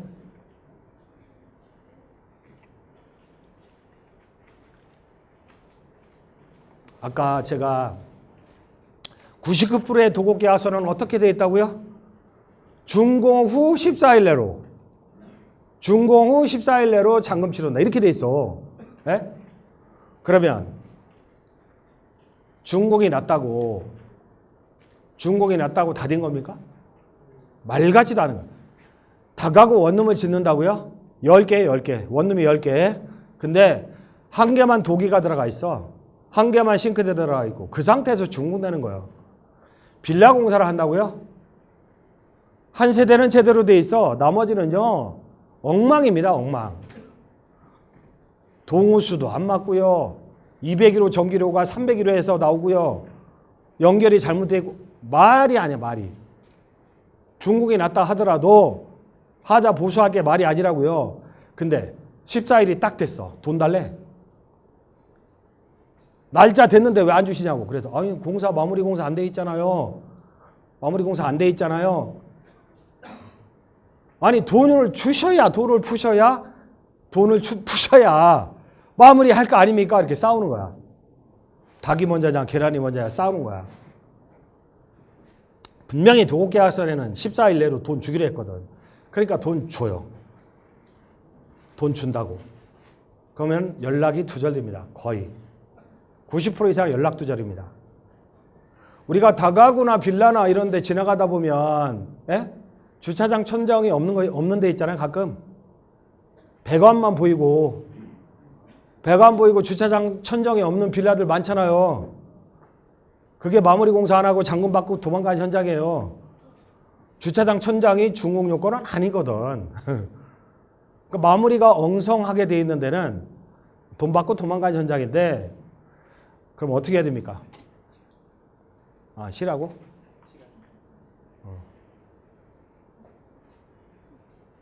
관계자들이 자꾸 쉬라고 해서 5분만 쉬었다 하겠습니다. 아, 끝난 거야? 네, 2시까지. 아, 2시까지야? 자, 그거 얘기하라고? 마무리할게요. 그러면 준공 후 14일 내로 이러면 됩니까? 안 되죠. 안 되죠? 우리 감리자가 하자 검수 완료한 후 이렇게 써야 돼요. 하자 검수 완료한 후 잔금 치른다 이렇게 써야 돼요. 마무리합니다. 마무리하는데 자, 처음에 집을 짓는다. 1시간 반이라고 했잖아. 지난 거야? 죄송합니다. 오랫동안 끌어서. 자, 마무리할게요. 제가 한 현장은요 6층을 짓고 있어요. 6층을 2종 일반 주거인데 지하까지 포함해서 6층. 근데 구청에서 뭐라고 했어요? 한 층 날리라고 했어요. 한 층 날리라고 했는데 국토부 질의해신 결과 6층까지 올렸어. 그러면 한 층은 얼마의 가치가 있냐면 한 층을 전세 놓잖아요. 다가구 다중주택에서 한 층을 전세 놓으면요 건축비를 뽑을 수 있는 층이에요. 근데 그걸 날리래. 왜? 설계가 그렇게 나왔거든. 구청 앞에 있는 설계사무소에 의뢰하잖아요. 그러면 구청 공무원 입맛에 맞게 설계를 해요. 이해되세요? 구청 공무원 입맛에 맞게 허가 빨리빨리 통과될 수 있게, 허가 빨리 통과되고 나 돈 받을 수 있게 그렇게 설계를 한단 말이야. 그럼 어떻게 해야 돼? 설계할 때 최소한 3개 이상의 업체로부터 계획안을 받아라. 그러면 3개 이상의 설계업체가 계획안을 주잖아요. 그러면 평면 구성도도 틀리고 진입 동선도 틀리고 층수도 틀려. 용적률도 틀리고.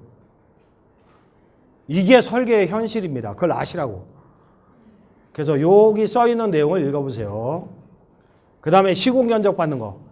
시공 견적 받는 것도 수량 산출서하고 자재 스펙이 갖춰진 상태에서 최소한 3가운데 이상의 시공사, 아까처럼 막 찾아가 보기도 하고 이러한 시공사들이 있잖아요.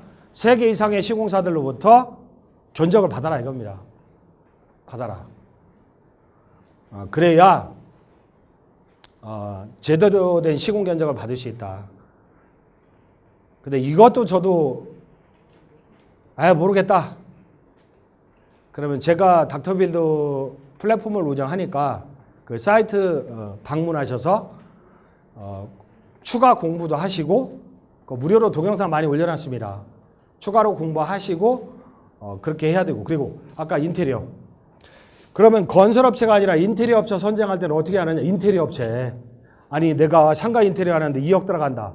아파트 인테리어 하는데 뭐 2천만 원, 5천만 원 들어간다 할 때 종합건설한테 맡길 겁니까? 해줍니까? 안 해주잖아. 안 해주잖아. 어떻게 해야 돼요? 어떻게 해야 돼요?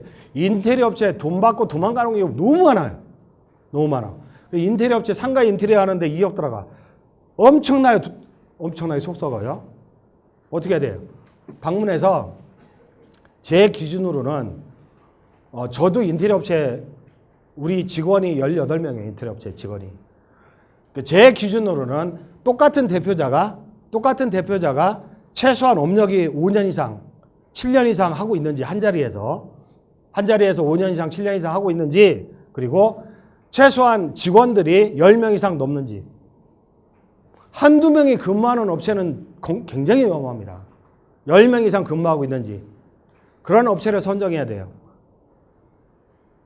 그렇다고 비싼 거 아닙니다. 비교 견적 내보세요. 합리적인 가격을 내줍니다.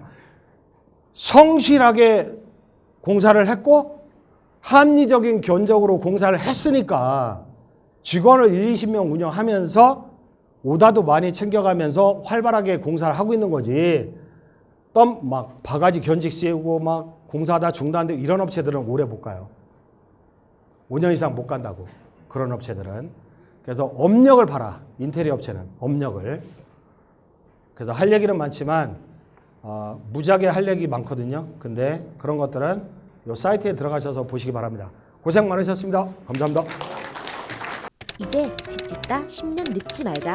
건축 위험관리 설계건축 비교견적 플랫폼 닥터빌드.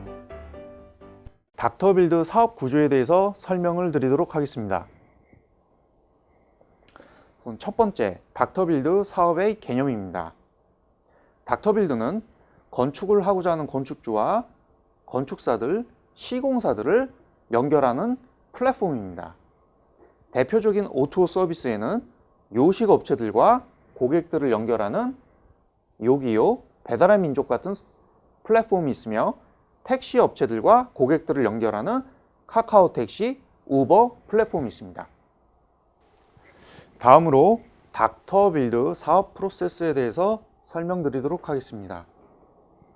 첫 번째 단계는 기획 및 업체 선정 단계입니다. 닥터빌드 사이트에서 건축 계획안을 요청을 합니다. 이때 회원을 가입하고 예치금을 200만 원 결제한 후에 요청을 하게 됩니다. 그러면 3개의 건축사의 건축 계획안 경쟁 및 설계 업체 결정을 하게 됩니다. 설계비를 포함한 공개 경쟁을 통해 최적의 건축 계획안을 선정을 하며 탈락한 업체에게는 50만 원의 위로금을 지급합니다. 선정된 설계 업체와 설계 계약을 하고 나면 이 업체가 건축 허가 및 실시 도면을 작성하게 됩니다. 실시 도면이 나오면 3개의 시공업자의 경쟁 입찰 및 시공업체 결정을 하게 됩니다. 그 다음으로는 시공 및 준공 단계에 들어갑니다. 선정된 시공사와 건설 도급 계약을 체결하고 공정을 관리하게 됩니다. 이러한 과정에서는 닥터빌드가 도급 계약서 작성을 지원하고 공사 일정에 따른 공정 일정 관리 및 분쟁 방지를 위한 자문단 지원을 합니다. 그리고 공사비 관련 대출을 지원하고 자금 흐름을 관리합니다. 협력기관의 경쟁을 통한 공사비 대출 및 전문화된 기성자금 관리 서비스를 제공합니다. 고객의 요청이 있는 경우 분양 마케팅 및 임대 관리 서비스를 지원합니다. 또한 고객의 필요에 따라 분양, 임대 마케팅을 진행하며 임대 관리 및 하자 시설 유지 관리에 대한 서비스를 제공합니다.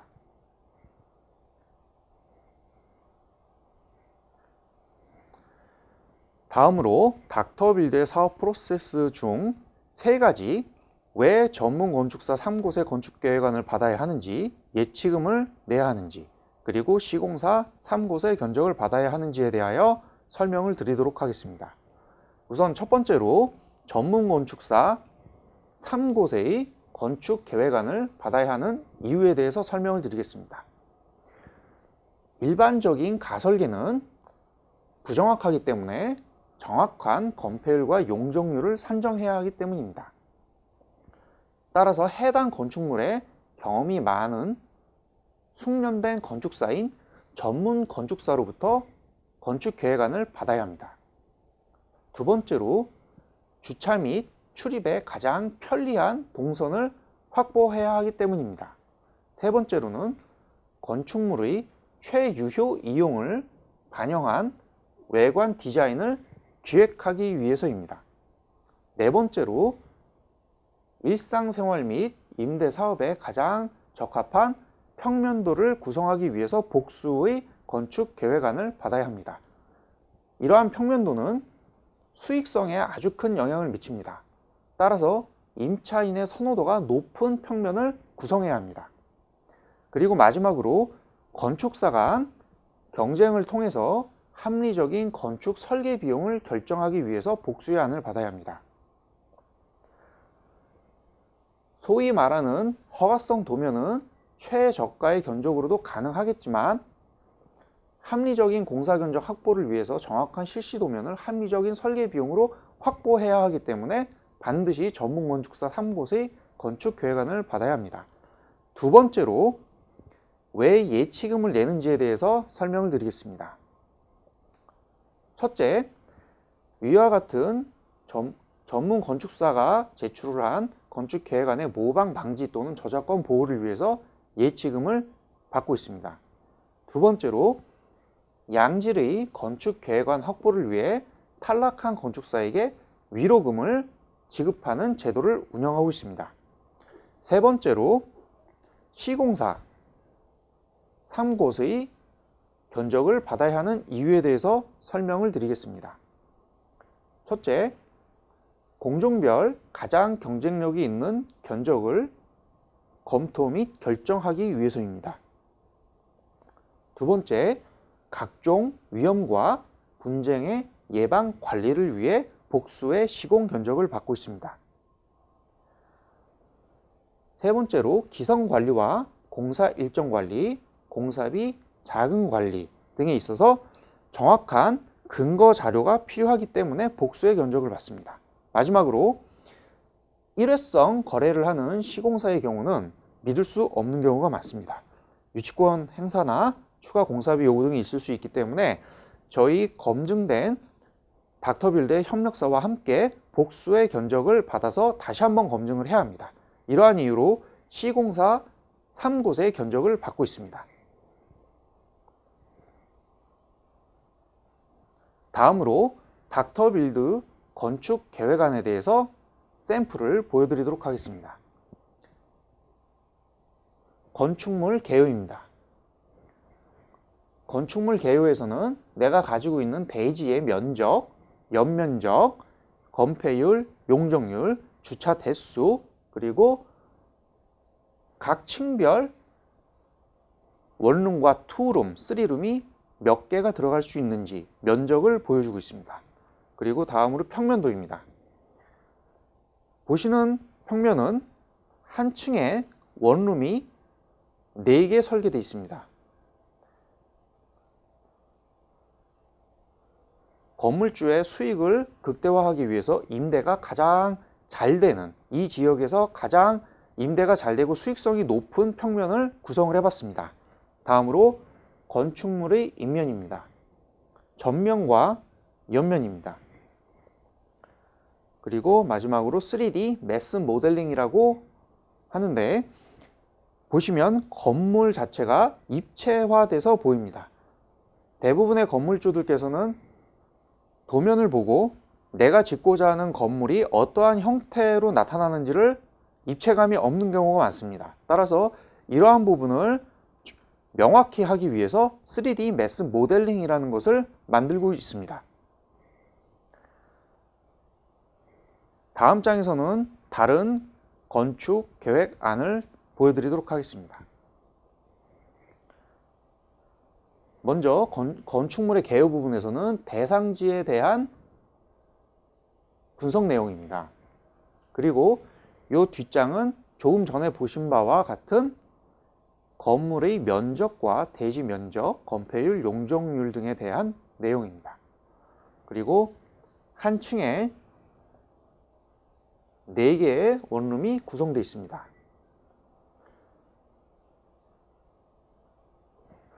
이 평면도 건축주의 수익을 극대화하기 위해서 전문 건축사가 굉장히 많은 고민을 해서 제시한 평면입니다. 다음은 건축물의 인면입니다. 정면과 이 뒤에는 옆면이 있습니다. 그리고 마지막으로 조감도와 투시도입니다. 건축주가 내가 짓고자 하는 건물이 입체적으로 어떠한 모양을 갖는지를 보여주는 도면입니다.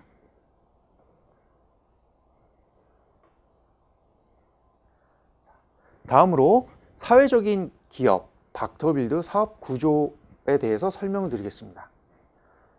저희가 3자 대만족이라는 표현을 씁니다. 왜 3자 대만족 닥터빌드의 사업 구조냐?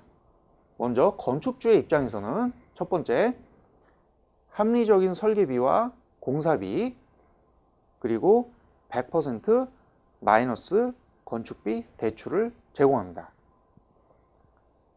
하지만 용역 수수료는 0원, 컨설팅 잡료 0원, 따라서 건축주에 부담이 없습니다. 최저가 건축, 고품질 건축, 하자 관리 스트레스가 또한 없습니다. 따라서 건축주는 닥터빌드의 사업 구조를 통하여서 사업을 할 경우 굉장히 큰 만족도를 얻게 됩니다. 두 번째, 시공사 입장에서는 안전한 공사비 결제를 받을 수 있으며 안정적인 공사 수주량 확보가 가능합니다. 따라서 닥터빌드의 협력 시공사는 건축주에게 성실하고 품질이 높은 서비스를 제공을 하게 됩니다. 마지막으로 닥터빌드의 입장에서는 건축 자재의 공동 구매와 현금 구매를 추진합니다. A급 정품 자재를 평균 10% 정도 저렴한 단가로 시공사에게 공급을 합니다.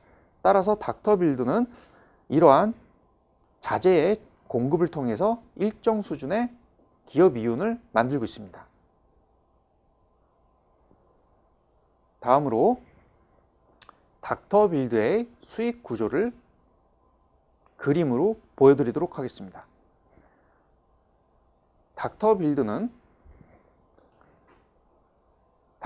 관리 시스템으로 총 공사비를 일정 부분 절감시키고 있습니다. 그림에서 보시는 바와 같이 총 공사비가 10억이면 그 중에 한 반은 자재비입니다. 자재의 대량 구매와 현금 구매를 통해서 자재비를 절감시키고 있습니다. 따라서 이렇게 절감된 자재의 절감 비용은 닥터빌드의 수수료로 수수하고 있으며 건축주에는 저희가 양질의 서비스를 무료로 제공을 하고 있습니다. 따라서 이러한 닥터빌드를 이용해서 건축을 하시는 경우 지역의 소규모 건축업자가 공사하는 건축비와 비교했을 때 추가로 더 내시는 것은 없습니다.